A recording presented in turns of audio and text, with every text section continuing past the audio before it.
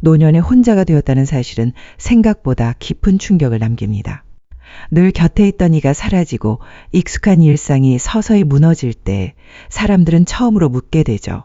이제 나는 어디서 누구와 어떻게 살아야 할까? 몸이 아프기 시작하면 그 질문은 더욱 절실해집니다. 누군가는 자식의 집을 선택하고 누군가는 요양원이라는 울타리 안으로 들어갑니다. 그리고 그곳에서 어느 정도의 편안함을 느끼기도 합니다. 하지만 정서적인 외로움과 내 삶이 조금씩 사라지는 감각은 쉽게 사라지지 않습니다. 오늘 소개해드릴 이야기는 요양원이라는 선택지 대신 다른 길을 선택한 어르신들의 이야기인데요. 나이가 들수록 혼자가 되고 아프기도 하는 경우가 많죠. 그러나 이분들은 스스로 다시 일어섰고 자신에게 맞는 리듬과 생활 방식을 조금씩 만들어갔습니다. 이 이야기는 특별한 사람만의 특별한 사례가 아닙니다.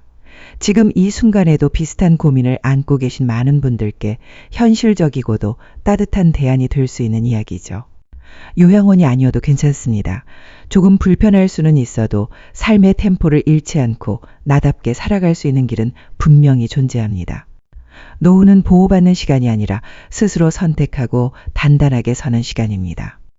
오늘은 노년 전문가들의 말과 실제 경험자들의 이야기를 통해 행복한 노후를 보낼 수 있는 방법을 함께 살펴보겠습니다. 듣기 전 구독과 좋아요, 알림 설정은 큰 힘이 됩니다. 노년이 되면 대부분의 사람은 혼자라는 시간을 피할 수 없게 됩니다.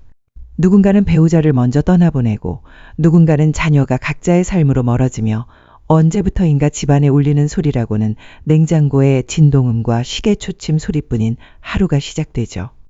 이제 두 분의 이야기를 소개해드리려고 하는데요. 이분들의 이야기를 통해 혼자가 되었다는 사실을 받아들이기까지의 시간, 그 안에서 어떤 감정이 있었는지, 그리고 어떻게 다시 삶의 중심으로 돌아왔는지 알 수 있습니다. 먼저 경기도에 사는 75세 김순자 어르신의 이야기입니다.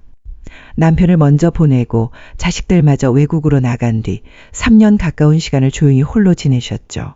남편 장례를 치르고 집에 돌아왔을 때 거실 불을 못 켰어요. 그냥 어두운데 가만히 앉아 있었어요. 괜히 불을 켜면 누가 돌아올 것 같은데 안 오는 거 알잖아요. 그게 더 서러워서 그냥 가만히 있었죠. 사람들이 외로우면 어디 나가서 모임도 하고 취미도 가지라고 하더라고요. 근데 저는 그게 안 됐어요. 그냥 누가 나한테 말을 걸었으면 하는 마음이었죠. 나 혼자선 아무 말도 하고 싶지 않았고요.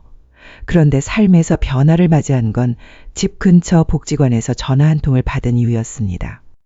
건강검진 프로그램에 한번 와보시라는 안내였고 그 한 번의 방문이 일상을 흔들어 놓았습니다. 누군가가 내 이름을 불러주고 내 혈압을 재주고 다음에 또 오라고 말해준다는 게 그렇게 고마운 줄 몰랐어요. 그게 전부였는데도 그날 이후로 저는 그 시간에 맞춰 집을 나가기 시작했죠. 정말 별것 아닌 사소한 것에도 사람은 힘을 얻는구나 생각했어요. 다음은 서울 은평구에 사는 72세 박재영 어르신입니다. 직장을 그만두고 얼마 안 돼 부인을 암으로 떠나보냈고 장례를 치른 후 처음으로 혼자 아침을 맞았던 날을 이렇게 회고합니다. 아침에 일어났는데 하도 조용해서 내가 아직 살아있는 건가 싶었어요. 커피포트 켜고 물 끓는 소리를 듣는데 괜히 눈물이 나더라고요. 나는 이제 누구를 위해 밥을 차리지도 않고 누가 밥 먹자고 부르지도 않겠구나. 그게 참 허전했어요. 그 무렵 주변 사람들에 의해 요양원 입소를 권유받기도 했습니다. 하지만 몇 군데를 직접 둘러본 후 결국 선택을 미뤘죠. 사실 시설은 좋았어요. 식사도 잘 나왔고 직원들도 친절했죠. 그런데 그 안에 있는 사람들 표정이 너무 조용했어요. 말도 없고 텔레비전만 켜져 있었어요. 그걸 보면서 생각했어요. 나는 아직 말이 필요하고 아직 내가 고를 수 있는 침대랑 창문이 좋다고요. 그 후 어르신은 집 구조를 바꾸고 생활 패턴을 정리하면서 혼자 살기로 마음을 굳혔습니다. 손잡이를 달고 가벼운 운동도 시작했고 일주일에 2번은 동네 작은 도서관에 갑니다. 그곳에서 자원봉사를 하며 다른 어르신들과 책 이야기를 나누는 것이 지금 그의 일상에 작은 활력을 더하고 있습니다. 혼자라는 것은 단지 사람 수의 문제가 아닙니다. 그 안에는 익숙한 것을 잃어버렸다는 상실감과 나조차도 나를 돌보지 않게 되는 감정의 무너짐이 있습니다. 하지만 이 두 분처럼 누군가의 이름을 부르는 소리, 나를 필요로 하는 시간표, 내가 스스로 고른 하루의 흐름은 조용히 삶을 다시 일으킵니다. 혼자 사는 것과 고립되는 것은 다릅니다. 혼자 있는 시간 속에서도 삶의 방향과 리듬을 잃지 않는다면 노년은 여전히 살아있는 시간입니다. 이렇게 노년에 접어들면 누구나 한 번쯤 내가 앞으로 어디서 살아야 할지를 고민하게 됩니다. 몸이 약해지고 혼자가 되면 사람들은 보통 세 가지 선택지 앞에 서게 되는데요. 자식 집으로 들어가는 것, 간병인을 두고 사는 것, 요양원으로 들어가는 것. 그리고 이 세 가지 중 어느 것도 완벽한 정답은 아닙니다. 이 세 가지 방식을 모두 경험해본 한 어르신의 이야기를 소개하려 합니다. 올해 82세가 되신 이숙자 어르신입니다. 배우자를 먼저 떠나보내고 심장병을 앓으며 자녀 셋 중 둘은 외국에 살고 막내딸과 가까운 거리에 살던 중 자신의 건강 문제로 딸의 집에서 지내게 됐습니다. 처음에는 정말 좋았어요. 아침이면 손주가 먼저 안아주고 저녁이면 딸이 퇴근하면서 장 봐오고 나도 반찬 조금 해서 같이 먹고 집안에 온기가 있으니까 살 것 같았죠. 하지만 시간이 흐르면서 분위기가 조금씩 바뀌었습니다. 아무리 가족이어도 함께 산다는 건 서로 조심하게 만드는 일이었습니다. 딸이 내 앞에서 조용히 한숨 쉬는 걸 보고 나니 나도 밥솥 뚜껑 여는 소리가 괜히 미안해지더라고요. 어르신은 딸의 권유로 간병인을 불러 다시 자신의 집으로 돌아갔습니다. 일주일에 3번 오는 간병인과 함께 생활을 시작했습니다. 몸은 한결 편해졌지만 또 다른 불편함이 찾아왔습니다. 처음엔 정말 고마웠어요. 집안 청소도 해주고 약도 챙겨주고, 근데 이게 사람이 계속 바뀌다 보니까 새 사람 올 때마다 다시 설명해야 하고 집안에 낯선 사람이 있는 느낌은 익숙해지지 않더라고요. 그리고 마음속에는 어쩔 수 없는 거리감이 남았습니다. 함께 있지만 함께 있는 느낌이 아닌 사람이 있는데 외로운 그런 느낌이었어요. 결국 마지막으로 요양원도 선택해 보셨다고 하는데요. 딸과 함께 여러 곳을 직접 돌아보고 조건이 좋은 곳에 입소를 결정했습니다. 시설은 쾌적했고 식사는 규칙적이었으며 간호 인력도 충분했습니다. 하지만 그곳에서도 어르신은 조금씩 지쳐갔다고 말합니다. 생활이 정해진 시간표대로 돌아가니까 내가 뭘 선택할 수 있는 게 별로 없더라고요. 식사도 시간 맞춰야 하고 산책도 정해진 구역 안에서만 해야 하고 누군가한테 물어보지 않으면 할 수 있는 일이 별로 없었어요. 그게 나를 점점 작게 만들었어요. 요양원의 가장 큰 장점은 안정성과 안전이었습니다. 하지만 그 안정 속에서 느껴지는 소외감은 혼자 살 때와는 또 다른 종류의 외로움이었습니다. 이 세 가지 방식은 모두 장점이 있습니다. 자식 집에서는 정서적 온기를, 간병인과의 생활에서는 신체적 편안함을, 요양원에서는 구조화된 관리와 안전을 얻을 수 있죠. 하지만 그 어느 곳에서도 내가 내 삶의 주인이라는 감각을 온전히 유지하기는 어려웠다고 합니다. 결국 어르신은 다시 혼자 살기로 결정하셨죠. 돌아가기 전 요양원에서의 생활을 3개월 정도 이어가셨습니다. 모든 것이 규칙적으로 잘 정리되어 있었고 직원들도 친절했습니다. 하지만 시간이 갈수록 내 삶을 내가 움직인다는 감각이 점점 희미해졌다고 하셨습니다. 하루하루는 편했어요. 그런데 어느 날 문득 달력을 보는데 이 날짜들이 나한테는 아무 의미가 없다는 생각이 들었어요. 내가 오늘 뭘 결정했는지 돌아보면 아무것도 없더라고요. 시간은 흐르는데 내가 빠져있는 느낌이었죠. 어느 날 아침 식사를 마치고 돌아오는 길에 창밖을 보며 이렇게 말씀하셨다고 합니다. 집으로 가고 싶다고 불편해도 괜찮으니 다시 내 집에서 내가 정한 시간에 내가 먹고 싶은 음식을 해먹고 싶다고요. 그 결심 이후 어르신은 딸과 상의해 다시 집으로 돌아올 준비를 시작했습니다. 그리고 이번에는 이전과는 달리 혼자 살아가기 위한 구체적인 계획을 세웠습니다. 가장 먼저 집 구조를 바꿨습니다. 욕실에는 미끄럼 방지 매트를 깔고 세면대 옆에는 손잡이를 달았습니다. 부엌에는 자주 쓰는 물건을 허리 높이에 두고 낮은 수납장을 하나 더 들였습니다. 그리고 응급 상황을 대비해 복지관을 통해 응급 시스템을 신청했고 방문 진료 서비스도 신청했습니다. 무엇보다 중요한 건 내가 고립되지 않도록 주변과 느슨하게 연결해 두는 것이었습니다. 이웃집 아주머니와 전화번호를 교환하고 일주일에 한 번은 복지관 모임에 나가기로 했습니다. 이후 슈퍼에 갈 때는 일부러 천천히 걸으며 낯익은 사람과 눈을 맞추려 노력했습니다. 처음엔 불안했지만 이상하게 내가 내 일정을 정하고 내가 내 밥을 차리는 그 일상이 예전보다 더 소중하게 느껴졌다고 말씀하십니다. 혼자 있는 건 외로운 일이지만 누구에게도 미안해하지 않아도 되는 자유가 있습니다. 조금 불편할 수는 있어도 작은 결정 하나하나에 내가 들어있다는 것이 삶을 다시 따뜻하게 만들어주죠. 혼자 산다는 것은 모든 걸 혼자 해결한다는 뜻이 아닙니다. 누군가에게 의존하지 않되 필요할 때 연결될 수 있는 끈을 만들어두는 것, 그리고 나만의 루틴을 가지고 내 속도대로 하루를 살아가는 것이 진짜 의미 있는 혼자 살기입니다. 이숙자 어르신은 이렇게 말씀하셨습니다. 이젠 누가 나를 챙겨주지 않아도 내가 나를 챙기는 법을 조금씩 알아가고 있어요. 내가 정한 시간에 밥을 짓고 내가 좋아하는 꽃을 사다 놓고 그래서 그런가 지금은 하루가 다시 내 것이 된 것 같아요. 사람들은 흔히 이렇게 말합니다. 몸이 아프고 혼자가 되면 결국은 요양원에 들어가야 하는 거 아니냐고요. 하지만 요양원이 유일한 길은 아닙니다. 어떤 이들에게는 정말 필요한 공간이지만 또 어떤 이들에게는 삶의 방향을 잃어버리게 만드는 장소가 되기도 합니다. 서울 관악구에 사는 77세 윤영호 어르신은 요양원에서 6개월을 지낸 후 자신의 집으로 돌아오셨습니다. 그것은 쾌적했고 직원들은 정중했습니다. 하지만 어르신의 말은 단순했습니다. 편했어요. 근데 내 시간이 아니라는 게 제일 불편했어요. 아침에 일어나는 시간도 산책 나가는 시간도 심지어 빨래하는 시간도 내가 정한 게 아니었어요. 편한 대신 내가 점점 사라지는 기분이었죠. 요양원은 관리와 안전이라는 측면에서는 뛰어난 시스템을 갖추고 있습니다. 24시간 돌봄 체계와 의료 접근성 식사 제공과 정해진 생활 루틴이 모든 것이 필요하신 분들께는 분명 큰 도움이 됩니다. 하지만 아직 자기 선택과 생활의 리듬을 가지고 있는 분들에게는 그 규칙적인 환경이 오히려 무력감과 고립감을 줄 수 있습니다. 가장 힘든 건 혼자 있어도 조용한 게 아니라 사람이 많은데도 내가 아무 말도 하지 않는 상황이었어요. 그게 마음을 닫게 만들더라고요. 윤영호 어르신은 그렇게 말했습니다. 요양원은 선택지 중 하나입니다. 그러나 나에게 아직 결정할 수 있는 힘이 있다면 삶을 설계하는 다른 방법도 분명 존재합니다. 다만 그 방법을 아는 사람과 모르는 사람 사이에는 삶의 질이 크게 달라질 수 있습니다.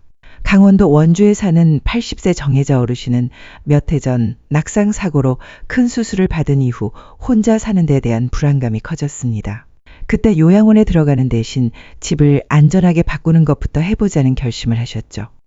욕실에는 손잡이를 달고 세면대 앞에는 미끄럼 방지 매트를 깔았습니다. 가장 많이 쓰는 주방 도구와 식재료는 허리 높이 선반에 옮겨두었습니다. 밤에 일어날 일이 많아지면서 침대 옆에는 센서형 야간 조명을 설치했습니다. 무엇보다 중요한 건 응급 상황에 대비한 시스템이었습니다. 주민센터를 통해 지역 돌봄센터와 연결되어 응급배를 지원받았고 근처 내과에서 운영하는 방문 진료 프로그램에 등록했습니다. 어르신은 이렇게 말씀하셨습니다. 처음에는 사람 불러다 이래저래 하는 게 번거롭게 느껴졌지만 한 달쯤 지나니까 내가 훨씬 더 안심하고 살아갈 수 있다는 게 느껴졌어요. 누군가 연결되어 있다는 게 이런 거구나 싶었죠.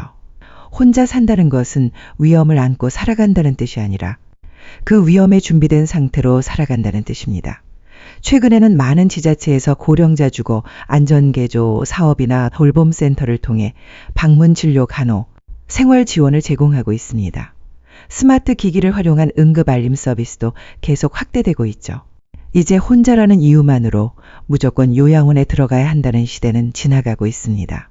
혼자 살되 안전하게 스스로 삶의 중심을 지켜낼 수 있는 방법이 마련되고 있죠. 그런데 혼자 사는 노인의 일상은 생각보다 빠르게 무기력이라는 벽에 닿게 됩니다. 특히 아프고 난 이후에는 움직이기보다 가만히 있는 것이 더 익숙해지고 말을 건네는 사람도 줄어들게 됩니다. 하지만 어떤 어르신은 그 조용한 시간을 스스로 뒤집었습니다. 충청도에 사는 70세 김태훈 어르신은 노인 일자리를 직접 알아보기 시작했습니다. 집에만 있으니까 점점 사람이 말이 없어지더라고요. 하루에 입을 안 열고 지나가는 날도 많았고요. 이러다 말도 잊어버리겠다 싶었죠. 그래서 동사무소 복지 담당에게 직접 찾아갔어요. 일자리가 있냐고 물어봤어요. 그렇게 연결된 일은 초등학교 앞등학교 보조였습니다. 매일 오전 8시에 집을 나서 학생들 횡단보도 건널 때 신호를 지켜주는 일이었습니다. 일하는 시간은 길지 않았지만 그 일이 어르신의 삶을 다시 움직이게 했습니다.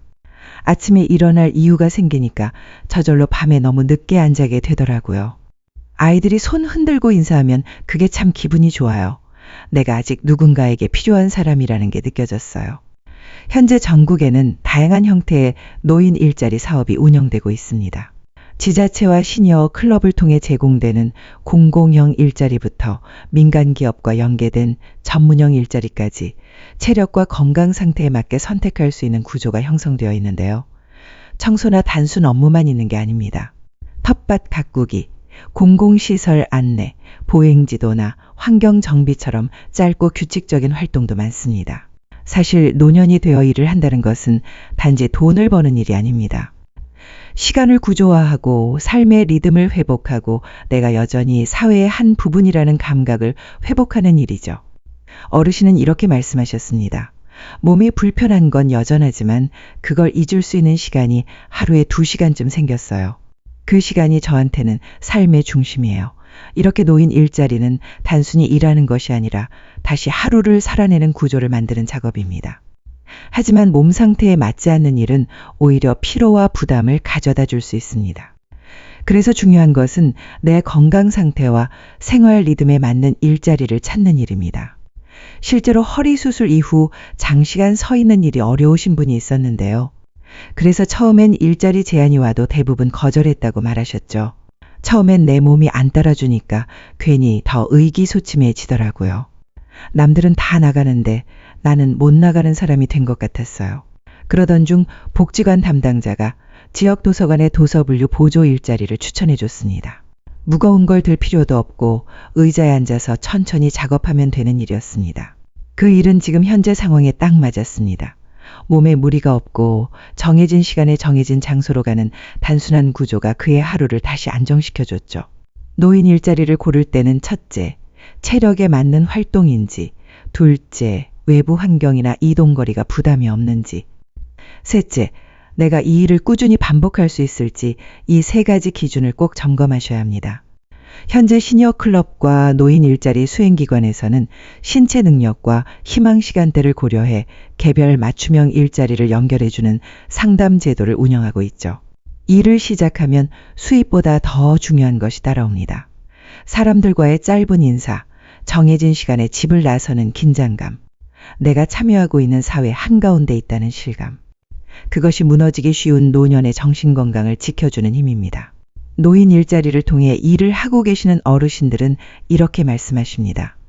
한 달에 몇십만 원 벌지만 그보다 더 좋은 건 내가 또 하루를 잘 살고 있다는 느낌이에요. 그게 참 든든하네요. 혼자 산다는 건 관계를 모두 끊고 살아간다는 뜻은 아닙니다. 오히려 혼자 살기 때문에 더 가볍고 느슨한 관계가 삶에 꼭 필요해집니다. 경기도 군포에 사는 85세 이복희님은 남편을 먼저 보내고 15년 넘게 혼자 살고 있습니다. 이웃과 왕래는 거의 없었고 처음 몇 년은 스스로도 그것이 편하다고 생각했다고 합니다. 그냥 조용한 게 좋았어요. 말도 안 섞고 내 일만 하니까 괜히 피곤할 일도 없고요. 근데 어느 날 며칠 동안 하루 종일 한마디도 안 한 걸 깨달았을 때 그게 조금 무섭더라고요. 그때부터 일상에서 일부러 말 한마디를 만들기 시작했습니다. 슈퍼에 가서 아주 짧은 인사, 복지관 식당에서 반찬 하나 더 달라는 부탁, 쓰레기 버리다 만난 이웃에게 고개를 끄덕이는 것, 그게 별거 아닌 것 같지만 그 짧은 교류가 마음을 움직였다고 하셨습니다. 고립을 막는 건 깊은 친밀감보다 예측 가능한 관계라고 말합니다. 누군가가 내 얼굴을 알아보고 내가 오늘도 저 사람을 마주치겠구나 싶은 예감, 그게 혼자 사는 사람에게는 굉장히 큰 안정이 됩니다. 복지관 모임이나 작은 마을 카페 지자체가 운영하는 어르신 걷기 모임, 이런 곳들은 부담 없이 찾아갈 수 있는 공간입니다. 정기적인 인사와 반복적인 대화가 고립을 막아주는 가장 쉬운 방법이 되기도 합니다. 요즘에는 마을마다 어르신 전용 작은 프로그램을 운영하는 동네도 많아졌습니다. 바리스타 교육, 소규모 독서 모임, 그림이나 글쓰기 소모임까지 관계의 폭보다 관계의 반복성이 더 중요해진 시기입니다. 그리고 하나의 새로운 취미가 될 수 있죠. 이렇게 실제로 참여하신 분들은 말했습니다. 지금도 친구가 많진 않아요. 근데 슈퍼주인이 내 얼굴 알아보고 복지관 식판 나눠주는 분이 이름 불러주는 것. 그거면 저는 괜찮아요. 혼자 사는 것이 점점 익숙해진다 해도 때때로 누군가의 인기척이 그리운 순간이 찾아옵니다. 그럴 때 일부 어르신들은 전통적인 가족 중심의 동거가 아닌 시니어 쉐어하우스라는 새로운 방식을 선택하기도 하죠. 경기도에 거주하는 73세 정명수. 어르신은 남편과 사별 후 10년 가까이 혼자 지내다 2년 전 쉐어하우스 입주를 결심하셨습니다. 처음에는 망설였어요. 모르는 사람이랑 한 집에 산다는 게 나이 들수록 더 낯설잖아요. 근데 막상 와보니까 각자 방이 있고 식사도 자유롭게 하고 생각보다 불편한 게 없었어요. 어르신이 입주한 곳은 공공지원을 받는 시니어 쉐어하우스였고 1인 1실 구조의 공용거실과 주방을 함께 쓰는 형태였습니다. 운영자가 상주하고 있었고 생활 규칙은 느슨했지만 일정한 틀이 있었습니다. 가장 좋은 점은 필요할 때는 함께하고 그 외에는 서로 간섭하지 않는다는 것이었습니다. 같이 밥 먹을 사람도 있고 말 한마디 나눌 사람이 있어서 좋지만 내가 꼭 누구와 친해야 한다는 부담은 없었어요. 이게 진짜 나이 든 사람한테 맞는 방식 같아요. 최근에는 공공형 외에도 민간이 운영하는 쉐어하우스나 소규모 동거 모델도 점점 늘고 있습니다. 입주 조건이나 비용 구조, 운영 방식은 다양하지만 공통점은 혼자 살면서도 완전히 고립되지 않은 환경이라는 것입니다. 쉐어하우스를 고려할 때는 개인 공간의 독립성, 공용 공간의 활용 규칙, 운영자 유무, 의료 접근성 등을 함께 따져보는 것이 좋습니다. 어르신은 이렇게 말씀하셨습니다. 요양원은 너무 조용했고 자식 집은 너무 조심스러웠어요. 근데 여긴 내가 나대로 살면서도 사람 사는 느낌이 나서 좋아요.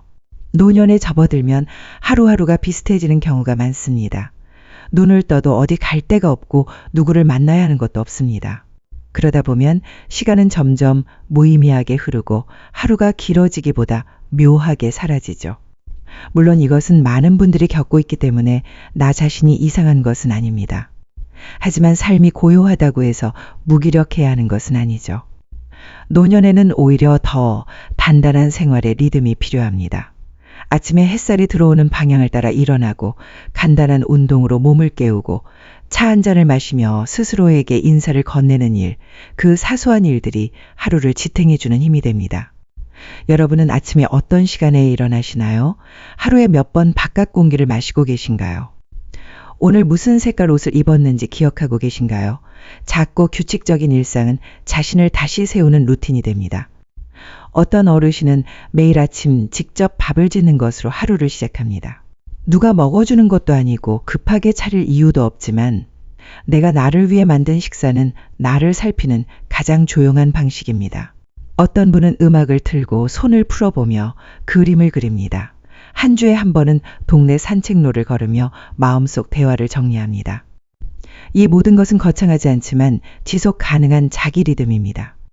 루틴은 단지 행동의 반복이 아닙니다. 삶을 잃지 않겠다는 조용한 선언이죠. 외부 환경이 어떻게 바뀌더라도 내가 나를 지켜내는 작은 패턴 하나쯤은 있어야 합니다. 정신과 의사들은 말합니다. 노년의 불안과 우울은 예측 불가능한 하루에서 시작된다고요. 그래서 일정한 생활 구조는 감정의 폭을 안정시키는 기초가 됩니다. 노년에 필요한 건 자극이 아닙니다. 조용한 템포와 익숙한 리듬, 그리고 나를 흔들지 않는 하루입니다. 여러분의 루틴은 무엇인가요? 하루를 다시 나로 채우는 반복은 지금 어떤 모습인가요? 그 루틴이 바로 행복한 노후를 지켜주는 가장 확실한 방법일지 모릅니다. 노년의 삶은 점점 줄어드는 것이 아니라 천천히 깊어지는 시간입니다. 혼자라는 이유로 불안하거나 쓸쓸할 필요는 없습니다. 몸이 아프다고 해서 삶의 온기까지 사라지는 건 아닙니다. 중요한 건 어떤 공간에서 누구와 사느냐보다 어떤 방식으로 나를 돌보며 살아가느냐입니다. 하루를 스스로 만들고 내 속도로 살아가는 노후는 조용하지만 단단한 행복을 안겨줍니다. 삶의 마지막까지 나를 지키고 선택할 수 있다는 것, 그것이 노년의 가장 큰 존엄이자 기쁨입니다. 행복한 노후는 누구나 누릴 수 있습니다. 그 시작은 지금 이 순간 나답게 살아가겠다는 작은 다짐 하나이죠. 여러분은 혼자서도 잘 살아가기 위해, 행복한 노후를 보내기 위해 어떤 일을 하고 계신가요? 함께 나눠주시면 다른 분들께도 도움이 될 것입니다. 이상으로 인생의 지혜였습니다. 항상 여러분의 행복한 노년을 응원합니다. 구독과 좋아요, 알림 설정은 큰 힘이 됩니다.